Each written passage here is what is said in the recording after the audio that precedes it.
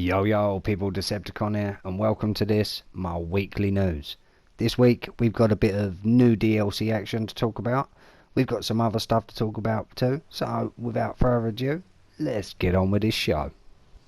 Right, so the new DLC, what do I think about it? Well, it's not a bad one, it don't look too bad. Simple corridors, simple rooms, clear them, move on. The bosses, they're not too bad, nothing too hard really. I suppose it is an alert, as you can hear by my voice. I'm not really too over enthusiastic about it. I'm not a great lover of alerts. Most of the time you don't really wear the gear. Alright, I know the new way they do these DLCs now. You are going to wear this alert gear, but not the normal stuff. If anything, you're going to be going for the elite, aren't you? And as soon as you've got your ticket, you ain't running the normal one anymore. Well, I won't be. But as you can see, it weren't really too tricky. This was literally my first run. You see my CR, it ain't great. I don't really do PvE no more. It's not really PvE what we wanted in this DLC, was it, people? We all know that, but waiting on PvP, well, we'll be waiting forever.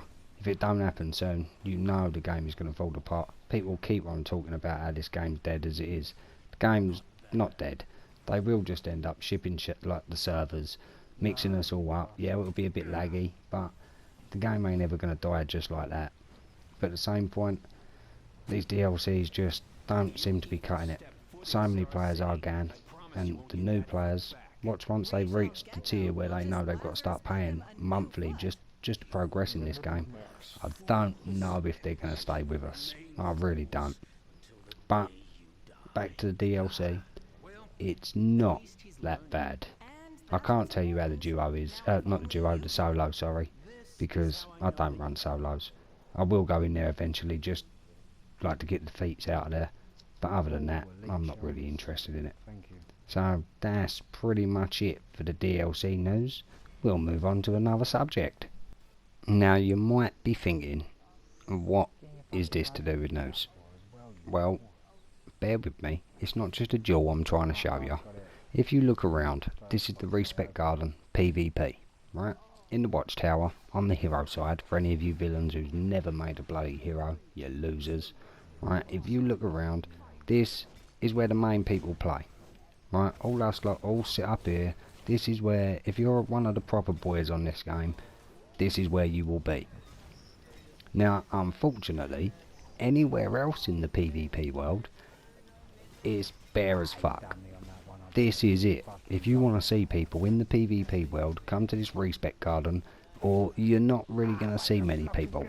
You'll bump into groups here and there, and you'll have little groups sitting here and there in the Watchtower, but the majority of the crowd is always standing up here. Oh, what was that, Magic? She lost. Sorry to put that in the news, people. I know it's not really fair. But he is my pal, remember that. Back to this. As you can see, I'm outside Little Bow, right? In PvP world. Now this used to be one of the best places to come and stand, to come and get some jewels, heroes, villains, all be standing there having a fuck around. Look, this is what Orbit was going on about. There is no one. I'll just let that sink in your heads. Now here you go, look. This is the central hub in the Watchtower. This is exactly what he done. He come here. Bear in mind this is a normal time. This ain't like midnight or anything like that, first thing in the morning. This is a reasonable time during the day, and there's no one. But now look at the difference. As soon as you go in this phase shifter, I'm telling you now, where there is no choice for these new players to come to the PvP world, they're all here. Now what I'm proposing is, all us players, we might want to consider leaving the PvE world and jumping ship and going to the PvP world. Because look, this is just ridiculous. All these players here, and they're all willing to fight. Alright, they've got mixed PvE and PvP gear. They don't really know what they're doing. But it's unbelievable. And as for Little Bow, look at that. Would you genuinely believe a minute ago you see there was no one? All of a sudden, that is how Little Bow should look. As you can see, I'm genuinely shocked. I really do think it might be time to go into the newbie world.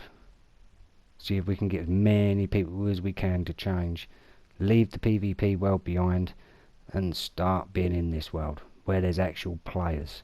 You'd actually think that the game is still alive. Well, that's it for this subject.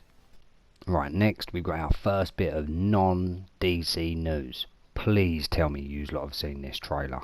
Oh my god, is it fucking shit hot. I mean shit hot. Obviously I can't show you running footage, copyright. I'll probably get in trouble for these stills, but hey. This just looks class. It really does. Look at Doomsday. Fuck man, Doomsday. Look, both of them standing together, ready to work together. And then the big scene ending. Look at that. That is a shot and a half.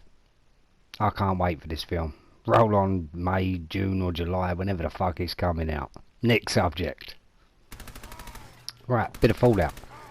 Must just turn around and say to a few of you, anyone who hasn't played Fallout yet, get on it. I haven't been doing any walkthrough videos, there's just no point. The game's massive. The amount of things I could find, and then when you play it, you'd play it totally different. So there's no point me doing things. I will do the odd little bit here and there. Like this picture what was sent to me. Look at that. That is a wicked picture at a base. Fuck knows how much power that's cost you to fucking turn the lights on. But T, that is superb. Next. Right, it wouldn't be a weekly news if I never mentioned the big man going over to Germany and beating Vladimir Klitschko in his own backyard. Now I know he's obviously Ukrainian, but he fights out of Germany. Fury, he done amazing. He was on his toes and outboxed a boxer which many believed couldn't be outboxed. He done superb, even took it to him in the last 2 rounds. Now I must admit, I genuinely wanted Fury to get knocked on his ass, hopefully knocked out cold because I can't stand him, but hey, we have a new, undisputed, undefeated British heavyweight champion. He owns 3 of the major sanctioning bodies belts. One of them's a bit crap, but he owns 3 of the major belts. WBC is still owned by Deontay Wilder.